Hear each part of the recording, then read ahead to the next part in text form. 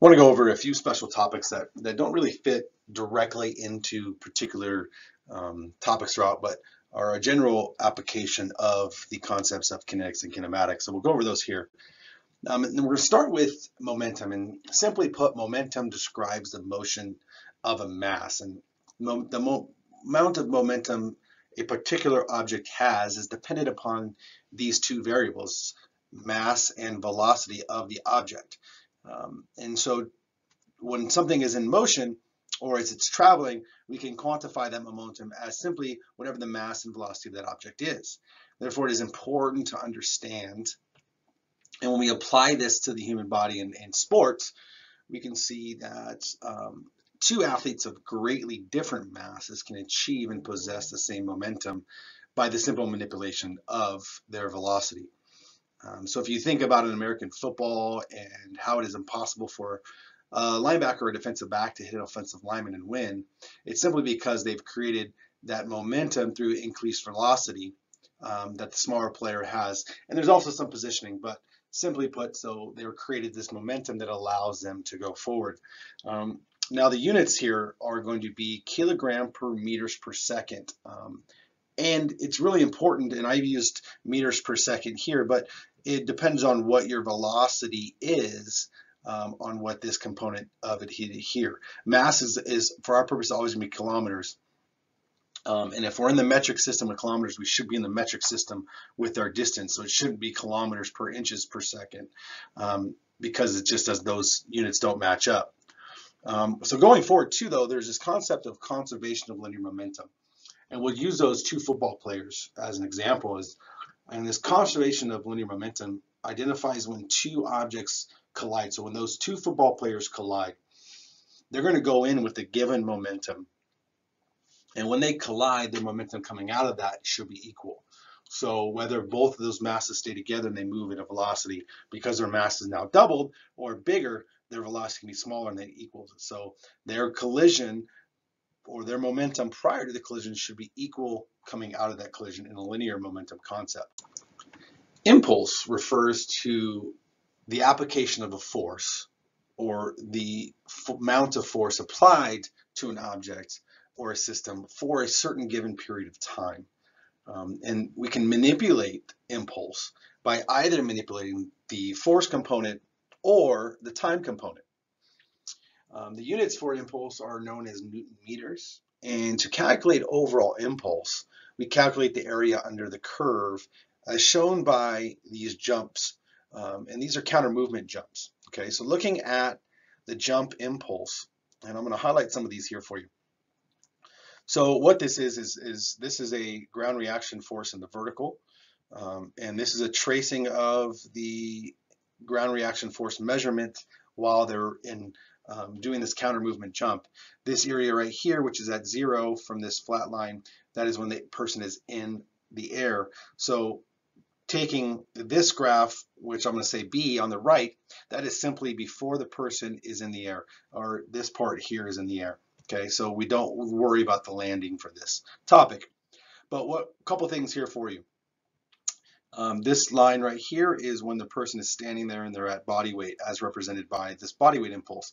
So typically what we do is we take a line straight out, and that's going to be what is known as the body weight impulse. So that's the impulse or the force over a period of time that is responsible for the person standing or counteracting gravity, right? So that is just a force pushing down. Now, in order for this person to jump, the task is that you have to create an impulse that is greater than that of gravity to leave the ground. And so by taking the area under the curve of this force time curve, we can calculate the amount of force and time that is responsible for making us move up in the air or jump in the air, because now we're going to counteract that motion of gravity. So an important relationship here is one that's called the impulse momentum.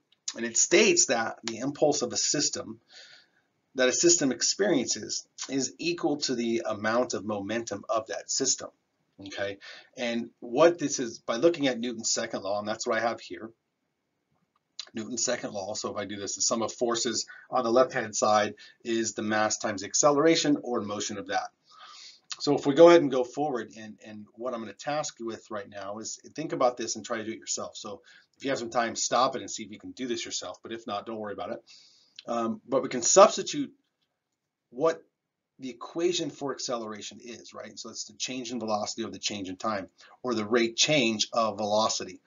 And so now we have this. So hopefully you can see at this point where momentum comes from, and that's going to be mass times the change in velocity.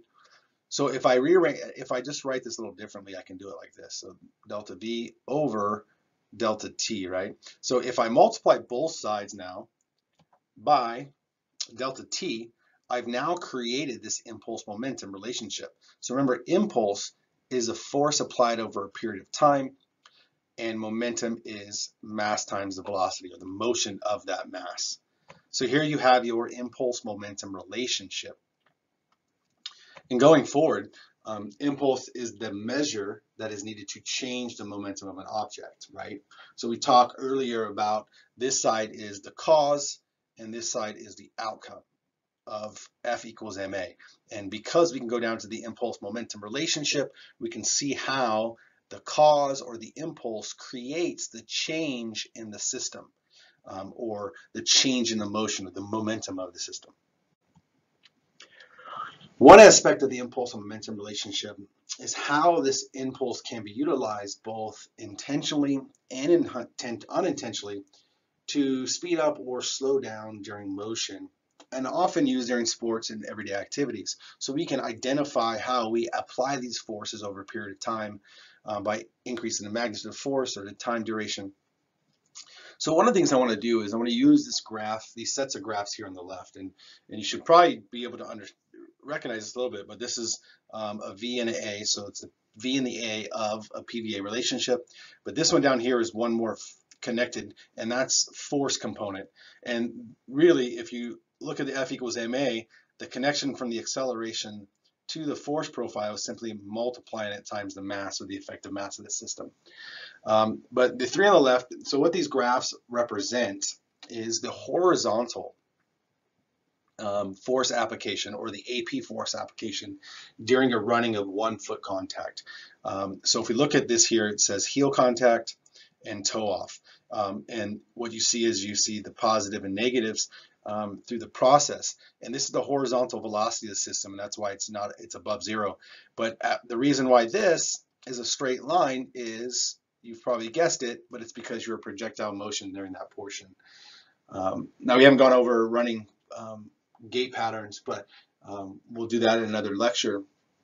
But understand that when you're a runner during the aerial phase, you act as a projectile. Remember, we talked about projectile motion in the horizontal, because air resistance is pretty negligible during this period of time, that you have no change of velocity where you take to the ground is. But this is the point where we're really interested in, is that period of time where you're in contact with the ground.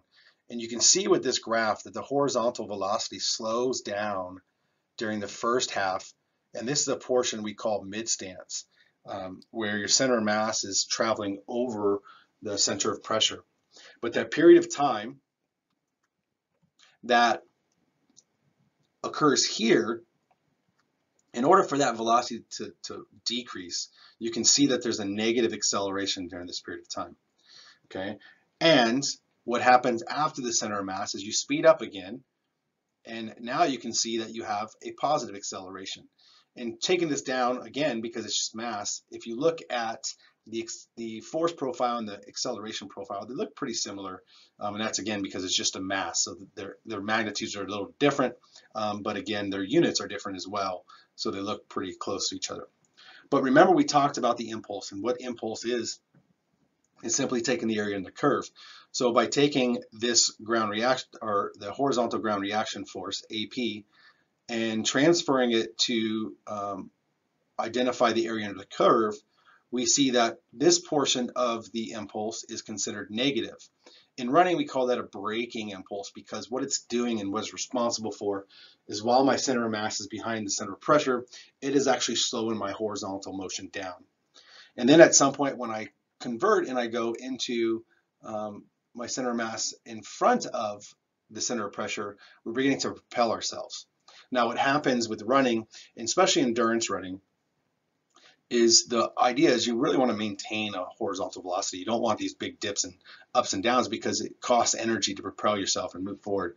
So if I have a small reduced braking force, then I don't need to, then I can reduce the amount of propelling. But if I increase my braking force or my impulse, then I have to increase my propulsion impulse to maintain that horizontal velocity.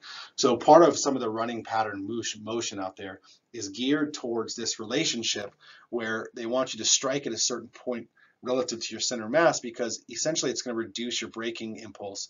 Therefore, you don't have to increase your propulsive impulse, as well as some of the foot strike and footwear.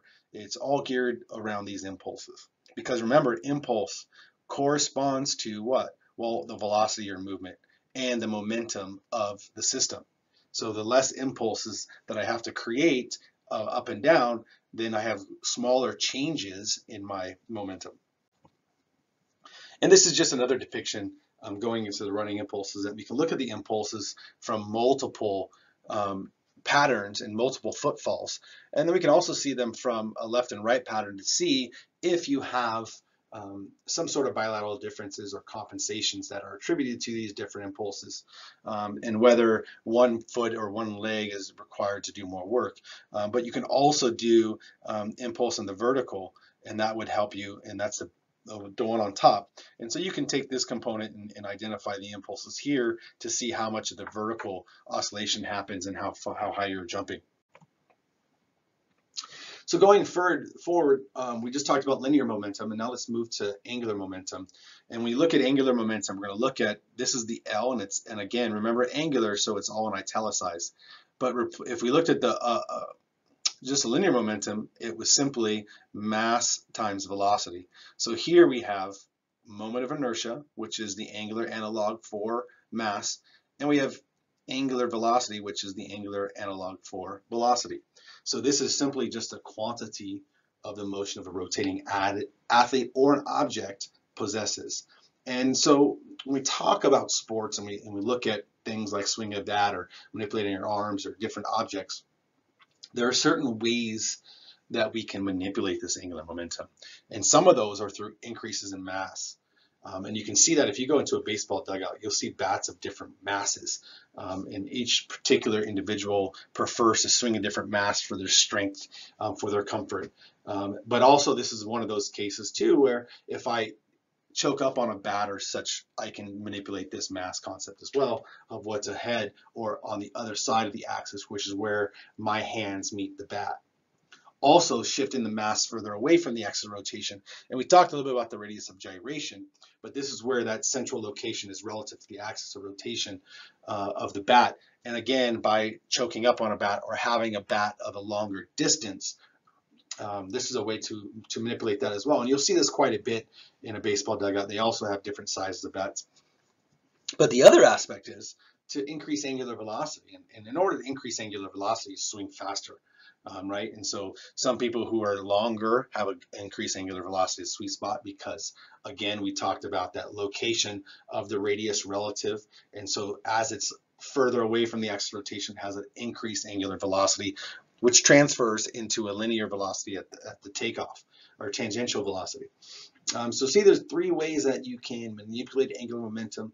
And just remember that the mass becomes a moment of inertia, and velocity is angular velocity. So this idea of conservation goes a little bit further. And the conservation of angular momentum illustrates how angular momentum created by the lower extremities during a high jump, a long jump, diving, gymnastics, aid in this rotation requirement and the manipulation of the system about its center of mass. Because the motion of the extremities during flight are not acted upon by an outside force, given that the air resistance is basically negligible, the angular momentum is conserved and maintained throughout the motion. And this is seen through, if I look at the high jumper, by him rotating his body around this way and throwing the arms back this way, that aids in the creation of the arc about the center of mass, and he'll kick his legs up to get over. So the creation of these angular momentums of the arms and the legs sweeping through aid in the creation of the U trying to get over the bar. So this is an example of how you're creating it. Likewise, in diving, the action of bringing the legs forward creates this reaction, but then it also another reaction going back the other way, aiding in the ability for the individual to do rotations about the center of mass, or the axis of rotation, which tends to be around here, or it might even be a little bit out depending on how much forward the person is. Going forward, we're going to talk about the effect of applying a force over a certain distance. And so this is work. So mechanical work is simply that, is the application of a force over such distance. And the easiest idea is to look at these box examples. And so if I look at this vector here, that is the application of the force. And then we would mark maybe here and here, and we would know this given distance. So that is the mechanical work aspect. It is known as work. It's the force component times the distance it's applied. And what you're going to see is this cosinus theta is left in there because if it has been applied at a 90-degree angle, which is in A, then it's simply, you don't have to worry about cosine of theta because it just becomes 1, and so it's F equals F times D.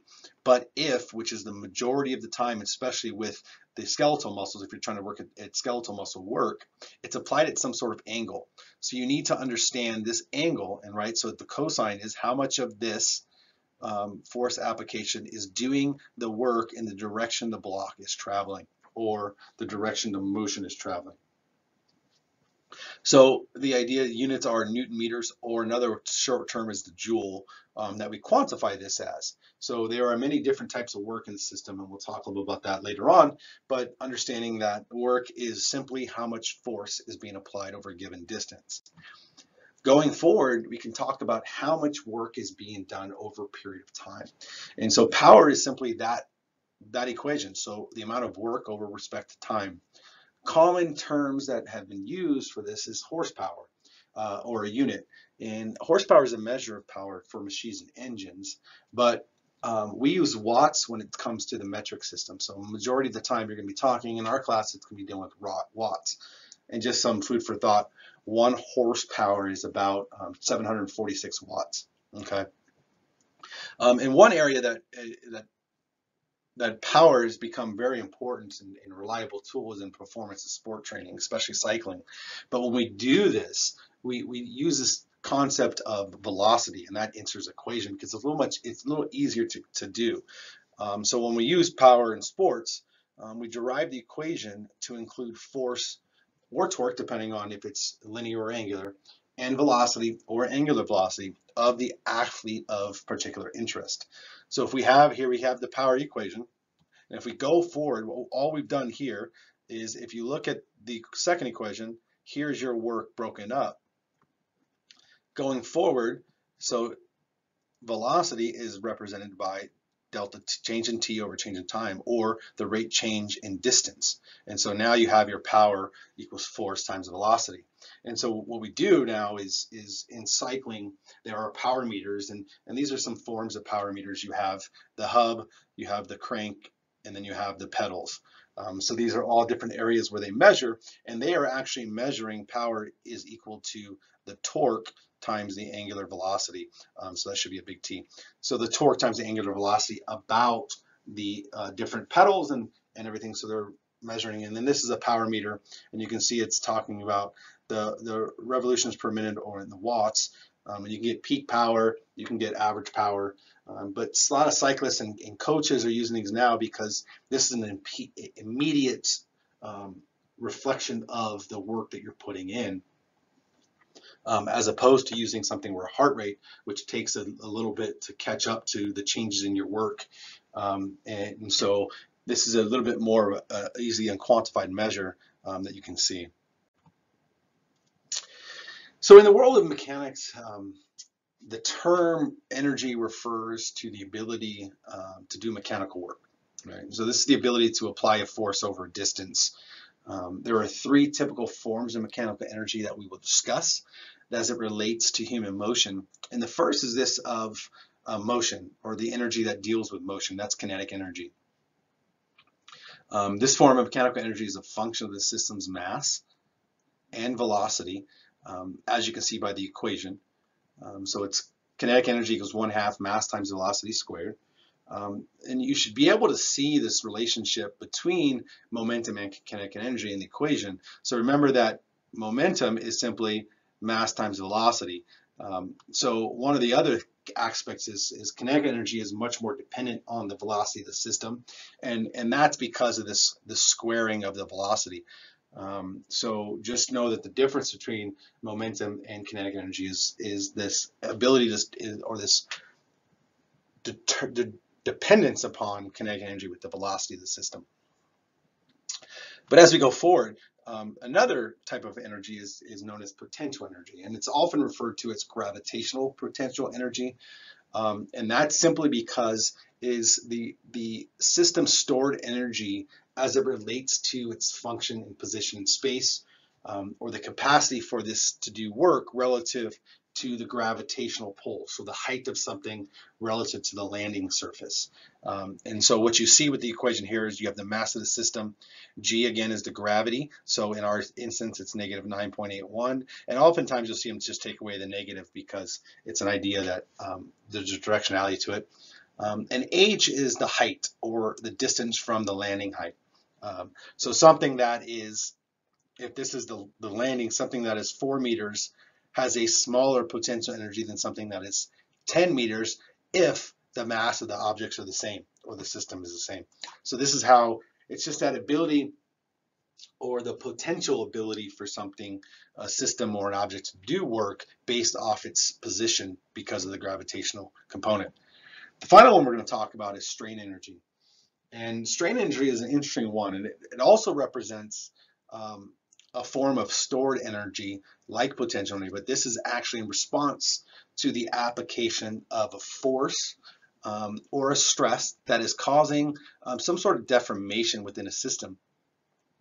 And so it's during this application, or the application of a force or applied stress, the system has stored the energy, but it's when the system and the stress is removed that stored or strain energy becomes important. And so the strain energy is the amount of energy that is, when released from deformation, may provide the ability to return back to its original shape. And this type of energy that we measure when we're doing a stress-strain relationship or load deformation measurement in materials, as well as talking about the human structure. But what you have here for strain energy is this K is a spring constant. And so that is one of the measures that you often, depending on the material, have based off of the known quantities and known tests out there. But change in X is the change in length. So if I have something with a known length and I have some sort of applied, that change in length is this component here. So how much has changed in the length during the application of the stress. Now, based on the law of conservation of energy, we know that energy cannot be created nor can it be destroyed. So when we're looking at converting potential energy of kinetic energy of a projectile, we can assume that the maximum potential energy, when it's at its highest, is equal to the maximum kinetic energy at its lowest just prior to contact with the ground.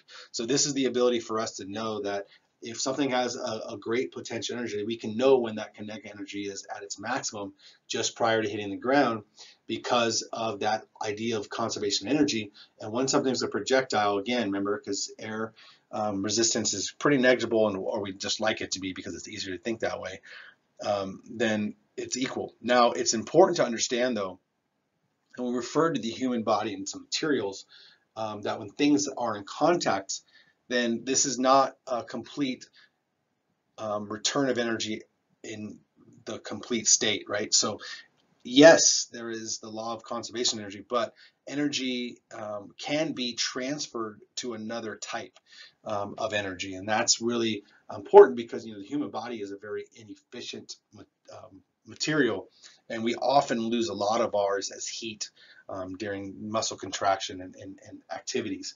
And so that's also another form of energy.